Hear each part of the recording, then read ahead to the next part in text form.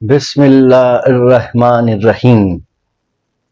شروع کرتا ہوں اللہ کے نام سے جو نہایت مہربان اور رحم کرنے والا ہے۔ شروع کرتا ہوں سات نام اللہ کے جو نہایت مہربان اور رحم کرنے والا ہے۔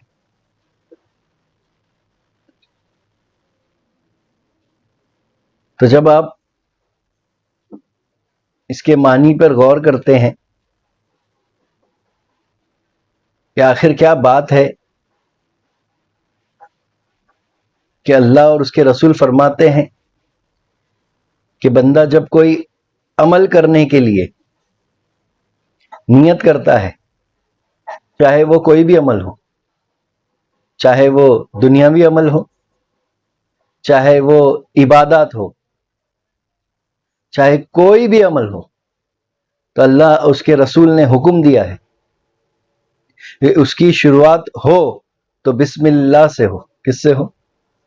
بسم اللہ سے ہو، یعنی بسم اللہ الرحمن الرحیم۔ شروع کرتا ہوں نام اللہ کے، سات نام اللہ کے نام سے کہ جو نہایت مہربان ہے اور رحیم ہے۔ تو آخر ایسا کیوں؟ اس کی شروعات کرنے کے پیچھے کیا معنی ہے؟ تو آج ہم اس کو سمجھنے کی کوشش کریں گے۔ تو یہ آیت کا ترجمہ بتاتا ہے کہ اللہ ایک خیال عطا کر رہا ہے بندے کو۔ کیا عطا کر رہا ہے؟ ایک خیال عطا کر رہا ہے، ایک ذہن عطا کر رہا ہے کہ جب کوئی کام کی شروعات بندہ کرے تو بسم اللہ سے کرے، جس کے معنی ہوتے ہیں کہ اس کے نام کے ساتھ شروع کرے، اس کی صفتوں کے ساتھ شروع کرے۔ تو وہ صفت کیا ہے؟ تو رحمان اور رحیم، یہ بہت بڑی صفت کا نام ہے۔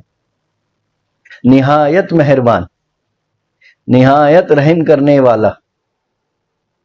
تو تاکہ یہ بندے کو سمجھ میں آ جائے، وہ کام شروع کرنے سے پہلے یہ خیال عطا ہوا تاکہ اسے یہ سمجھ میں آ جائے کہ اللہ رحمان ہے، اللہ رحیم ہے، اللہ معاف کرنے والا ہے، اللہ مہربان ہے۔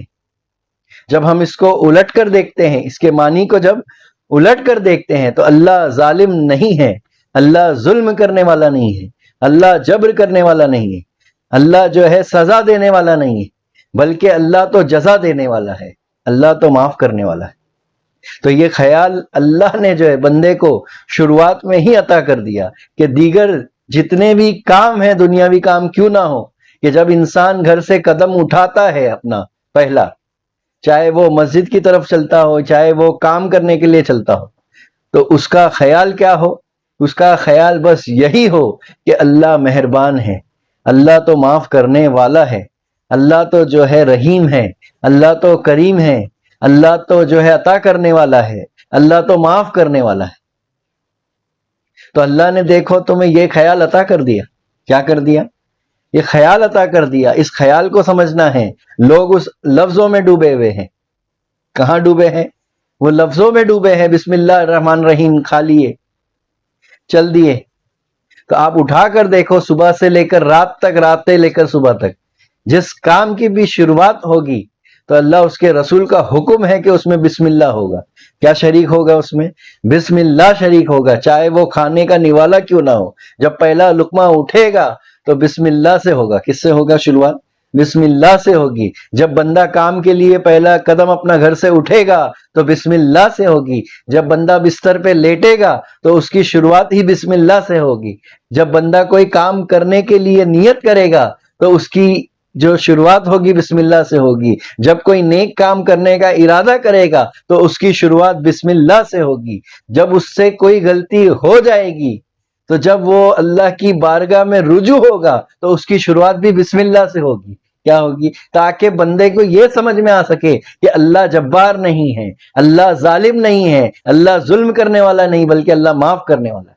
کیا ہے؟ اللہ معاف کرنے والا ہے، تاکہ اس کے دل میں یہ جستجو پیدا ہو سکے کہ میرا اللہ تو کتنا رحیم ہے، میرا اللہ تو کتنا کریم ہے۔ تو اللہ نے دیکھو بندے کے راستے کتنے کھلے رکھے۔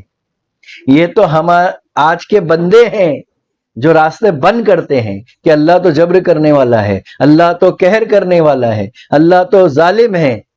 تو اللہ کو ظالم نہ بناؤ. اللہ ظالم نہیں ہے. کیا نہیں ہے؟ اللہ ظالم نہیں ہے، بلکہ اللہ تو معاف کرنے والا ہے. اللہ تعالیٰ خود کہتا ہے قرآن کے اندر کہ بندہ جیسا مجھ سے توقع رکھے گا، جیسا مجھ سے پیش آئے گا، میں اس کے ساتھ ویسا پیش آؤں گا. جیسا وہ خیال لے کر میری طرف آئے گا، میں اسے ویسا نوازوں گا. جس نیت کے ساتھ وہ میری بارگاہ میں رجوع ہوگا، میں اس کو ویسا نوازوں گا.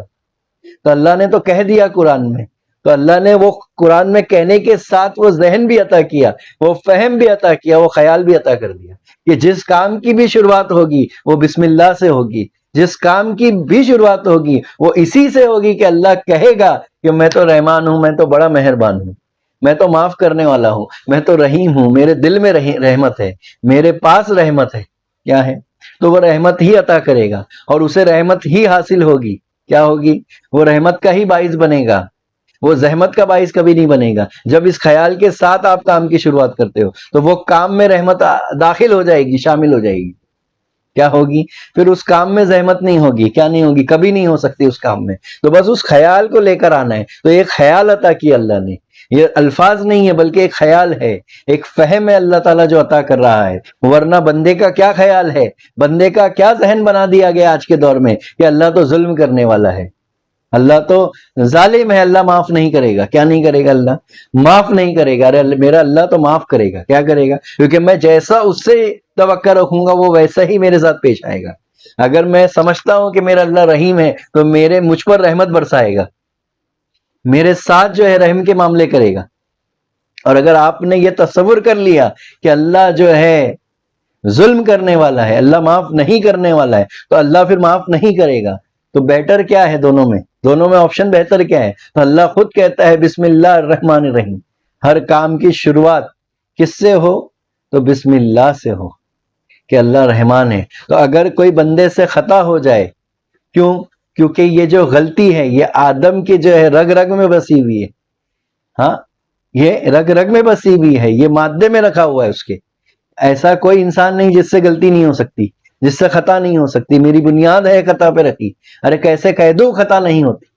تو خطا تو ہوگی، لیکن اللہ نے راستہ بھی کھولا ہے. اللہ نے کہہ دیا کہ میں تو رحمان ہوں، رحیم ہوں. چل اٹھ کھڑے ہو، پھر چل. کیا ہو؟ پھر گر، پھر چل، پھر گر، پھر چل. کس یقین کے ساتھ کہ الرحمن الرحیم. کس یقین کے ساتھ؟ کس خیال کے ساتھ؟ الرحمن الرحیم کے خیال کے ساتھ چلنا ہوگا کہ اللہ تو معاف کرنے والا ہے، اللہ تو معاف کرنے والا ہے. تو بس اس خیال کو لینا ہے. جب بھی ہم کوئی قرآن کی آیت پڑھ رہے ہیں، جب بھی ہم کوئی احادیث مبارکہ پڑھ رہے ہیں، اس کے پیچھے کیا پیغام چھپا ہے اس کو لینا ہے، لفظوں کو نہیں لینا ہے. اس کے معنی کو پی لینا ہے. کیا لینا ہے؟ پی لینا ہے. اس کے معنی کو پی لینا ہے، اس کے معنی کو سمجھ لینا ہے ہم کو کہ اللہ تعالیٰ اس آیت کے اندر، اللہ کے رسول اس میں کیا بات سمجھانا چاہتے ہیں. اس کے معنی کو سمجھ کر جو ہے وہ اتار لینا ہے اندر. ورنہ ہوگا کیا معلوم ہے؟ مقصد فوت ہو جائے گا. ورنہ پھر لفظی جو ہے جمع خرچ ہے اور کچھ بھی نہیں ہے. اس کے معنی کو اگر نہیں سمجھو گے تو، جانو گے تو بسم اللہ کے اندر جو ہے بہت گہرا جو ہے خیال، بہت خوبصورت، بہت پیارا خیال اللہ نے رکھا ہے کہ اللہ تو رحمان ہے، بڑا مہربان ہے. تو بس جب کسی کام کی بھی شروعات کرو، اگر چاہتے ہو کہ اس میں برکت ہو، اگر چاہتے ہو کہ اس میں رحمت شامل ہو، اگر چاہتے ہو کہ اس میں کامیابی و کامرانی حاصل ہو جائے، تو بس اس ذہن کو ہمیں اپنے اندر لے کر آ جانا ہوگا، اس خیال کو لے کر آنا ہوگا، اس صفت کو اپنے اندر لے کر آنا ہوگا کہ اللہ تو رحمان ہے، اللہ تو رحیم ہے. اور بے شک اللہ رحمان اور رحیم ہے. دیکھو اللہ تعالیٰ نے کتنے مواقع فراہم کروایا. شب قدر، شب برات، رمضان المبارک کی رات، رمضان المبارک کا مہینہ، شب قدر کی رات، شب برات کی رات، عید الاضحیٰ کی رات، قربانی کی رات. دیکھو آپ کتنے موقع جو ہے اللہ تعالیٰ فراہم کر رہا ہے کہ بندے کو جو ہے میں رحمت عطا کر سکوں. کیا عطا کر سکوں؟ میں اپنی جو ہے مہربانی اس کے اوپر کر سکوں. اللہ نے کتنے جو ہے راستے ہمارے لیے کھول کے رکھا ہے، کتنے بہانے، کتنے جو مواقع کر کے رکھا ہے. اگر اس کے باوجود بھی کوئی بندہ اگر اس سے غافل ہے تو پھر وہ کون ہے؟ تو وہ تو بہت جو ہے دنیا کا سب سے بڑا جو ہے بد نصیب انسان ہوگا کہ اس کی رحمت کے اوپر جو ہے اس کا حقدار نہ ہو، اس کی رحمت اس کے اوپر نازل نہ ہوتی ہے. تو اس کی رحمت کو دیکھنا ہوگا کہ وہ رحمت کس طرح سے برسات کرتا ہے رحمت ہوگی. تو اس خیال کو لے کر آنا ہوگا، تبھی وہ رحمت کی بارش ہوگی. پہلے ہی جو ہے ہم نے شروع میں دروازہ بند کیا ہے تو کبھی جو ہے رحمت کی برسات ہو ہی نہیں سکتی آپ کے اوپر. تو بس اس دروازے کو کھلا رکھنا ہے. تو وہ دروازہ ہی کیا ہے؟ تو وہ دروازے کا نام ہی ہے بسم اللہ الرحمن الرحیم. یہ رحمت کا دروازہ ہے. کیا ہے؟ تو اس دروازے کو کھولنا ہوگا، اپنے ذہنوں کو، کانوں کے، دلوں کے پردوں کو کھولنا ہوگا. تو بس اس شب قدر کی رات میں مولا بس یہی دعا ہے کہ تمام کے دلوں کے، کانوں کے پردوں کو کھول دے مولا، ذہنوں کے پردوں کو کھول دے مولا، سمجھ کی سمجھ عطا فرما. آخر و دعوانا الحمدللہ رب العالمین.